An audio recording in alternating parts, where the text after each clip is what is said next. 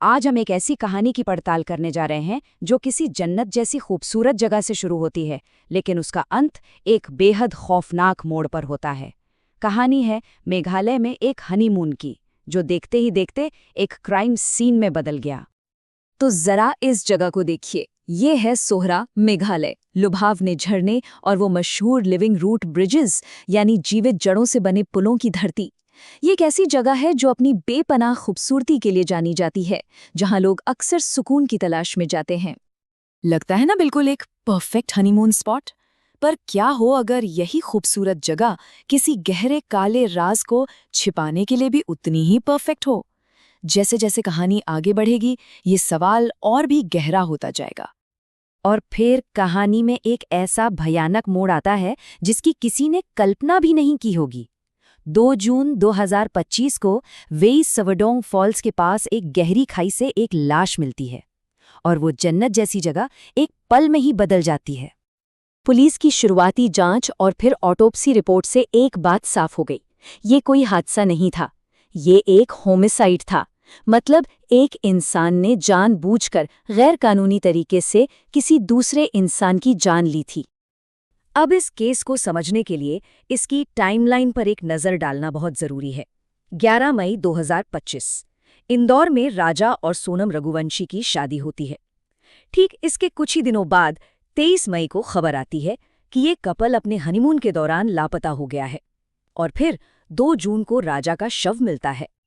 तो आखिर उन कुछ दिनों में हुआ क्या? चलिए अब जरा जांच की गहराइयों में उतरते हैं और देखते हैं कि पुलिस के हाथ क्या लगा। तो देखिए, जांच में जो बातें सामने आईं वो वाकई चौंकाने वाली थीं। पीड़ित थे राजा रघुवंशी। मौत की वजह सिर पर लगे 2 गहरे घाव थे, जिनसे बहुत ज्यादा खून बह गया था। और मुख्य आरोपी कोई और नहीं बल्कि उनकी ही पत्नी सोनम रघुवंशी, जिसने खुद पुलिस के सामने सरेंडर कर दिया। और इस सब के पीछे का मकसद कहा जा रहा है कि एक एक्स्ट्रा मैरिटल अफेयर था। अब ये स्लाइड देखिए, ये अपने आप में पूरी कहानी कह देती है। एक तरफ वो दुनिया थी जो सबको दिखाई जा रही थी, मेघालय का एक रोमांटिक हनीमून ट्रिप, साथ में ट्रैकिंग करते हुए खुशहाल तस्वीरें। और दूसरी तरफ थी वो कथित हकीकत जिसके बारे में जानकर रोंगटे खड़े हो जाते हैं। एक सोची समझी हत्या की साजिश, भाड़े के हत्यारे और एक दूसरे आदमी के साथ अफेयर। जमीन आसमान का फर्क है ना? ये केस सिर्फ पुलिस फाइलों में ही नहीं रहा, बल्कि इसने पूरे देश को हिलाकर रख दिया। पर ऐसा क्यों हुआ? आखिर क्यों ये मामला इंटरनेट पर आग की तरह फैल गया? चलिए समझते हैं।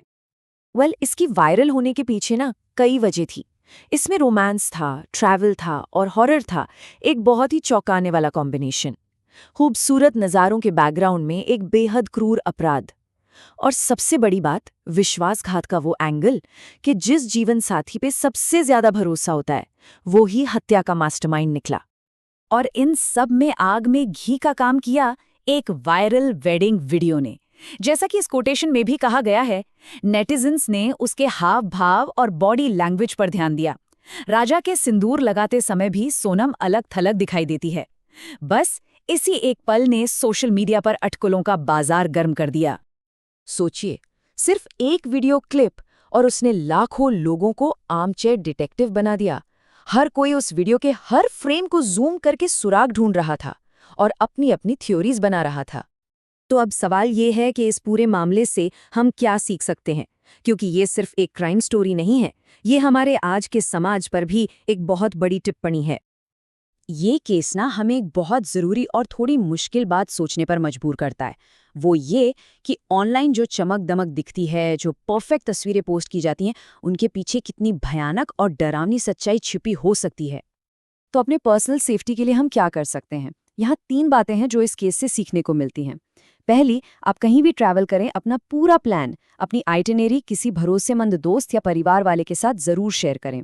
दूसरी, रिश्ते में अगर कोई रेड फ्लैग्स हैं, कोई खतरे के संकेत हैं, तो उन्हें कभी भी नज़रअंदाज ना करें। और तीसरी और सबसे ज़रूरी बात, सतह से परे देखें। सोशल मीडिया पर जो दिखता है वो अक्सर सच नहीं होता। असली दुनिया में सतर्क रहना ज़्यादा ज़रूरी है। और आखिर में मैं आप सबको इसी एक सवाल के साथ छोड़कर जा रहा हूं कि इस दिखावे और सजावटी तस्वीरों के दौर में हम उन खतरों को पहचानना कैसे सीखें जो कई बार हमारी आंखों के ठीक सामने साफ साफ छिपे होते हैं।